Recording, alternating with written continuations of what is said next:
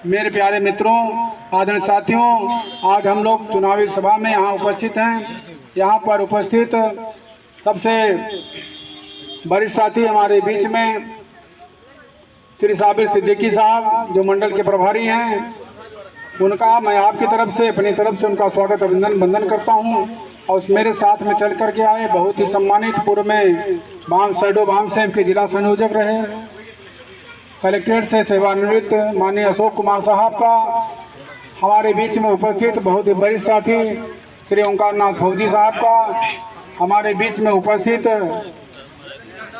राकेश वर्मा जी, दिनेश पाल जी, भाई राजेंद्र दिवाकर जी, भाई चंद्रशेखर गौतम जी, पप्पू मलावा, माननीय दीप चंद सरल जी, श्री अरविंद पासी जी, पूर्व प्रधान जी, भाई जगदीश गौतम जी और आशीष पाल लाडला साहब, तमाम सम्मानित साथी, हमारे शेखुर राशिद जी और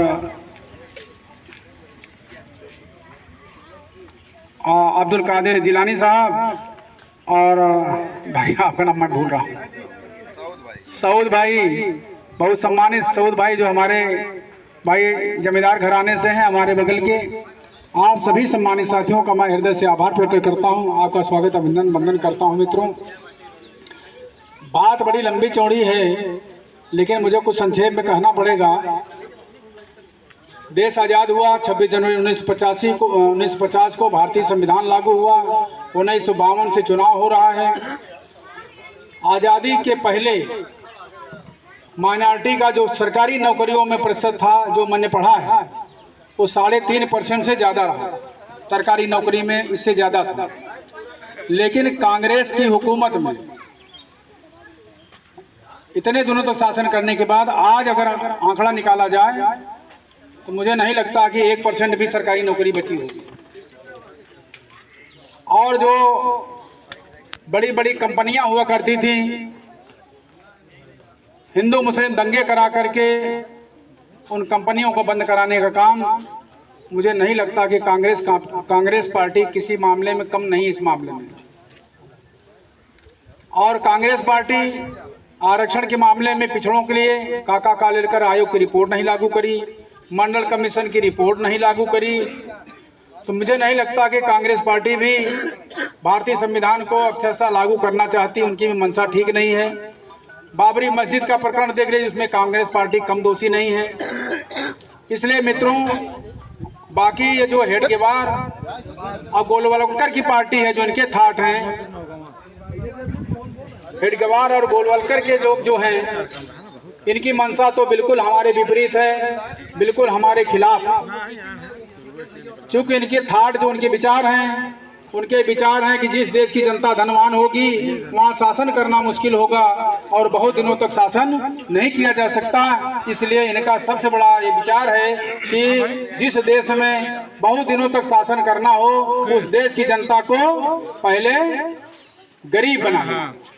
और ये गरीब बनाने का जो इनका चक्र चल रहा है, इनकी सारी नीतियाँ पूंजीवादी व्यवस्था के तहत हैं। और इन लोगों ने पूंजीपतियों के साथ दोस्ती करके, महंगाई बढ़ा करके, शिक्षा महंगी करके हमको आपको गरीबी में धकेला जा रहा है। इसलिए ये समय है, और निश्चित रूप से ये 400 पार झूठ बोल करके, अभी कोई गिनती नहीं हुई, मतदान हुआ नहीं, और इनकी संख्या 400 पार अभी से गिनना शुरू कर दिए। ये इनके मंसूबे अच्छे नहीं हैं, ये गलत इरादे वाले लोग। इसलिए हम लोगों को सावधान रहने की जरूरत है। आगामी 25 मई को जो मतदान होने जा रहा है, ये अभी हमारे साबिर सिद्दीकी साहब कह रहे थे, ये हमारा, आपका और हमारे आने वाली पीढ़ी का भविष्य तय करेगा ये चुनाव। इसलिए हम लोगों को इसको चुनौती के रूप में लेना है। और बहुजन समाज के लोग, SC ST OBC माइनॉरिटी, सारे लोग इकट्ठे होकर इनको मुंह तोड़ जवाब देने के लिए हम लोग 25 मई को हाथी के सामने इतनी ज्यादा बटन दबा दें ताकि इनका EVM का घोटाला भी फेल हो जाए और यहाँ से बहुजन समाज पार्टी का प्रत्याशी भारी मतों से जीते और इस देश के प्रधानमंत्री आदरणीय जी बहन जी बने और भारतीय संविधान को अक्षरशः लागू करें, तब जाकर हमारा आपका कल्याण हो सकता है मित्रों। नहीं तो ये लोग ये लोग जो भी हैं इनके इरादे अच्छे नहीं हैं। ये संविधान में छेड़छाड़ करके हम आपको गुलाम बना सकते हैं और गुलाम बना करके हमको आपको ऐसी स्थिति पहुंचा देंगे कि हम किसी काम लायक नहीं रह जाएंगे। इसलिए मित्रों, ज़्यादा बात नहीं करना है आप लोगों से। आप लोगों का पुनः स्वागत अभिनंदन वंदन करते हुए अपनी वाणी को विराम देता हूं। आपका आभार प्रकट करता हूं कि आप लोगों ने कीमती समय निकाल करके यहाँ पर इकट्ठे हुए। बहुत बहुत धन्यवाद। जय भीम, जय भारत। और आज के इस कार्यक्रम का समापन भी किया जाता है। धन्यवाद।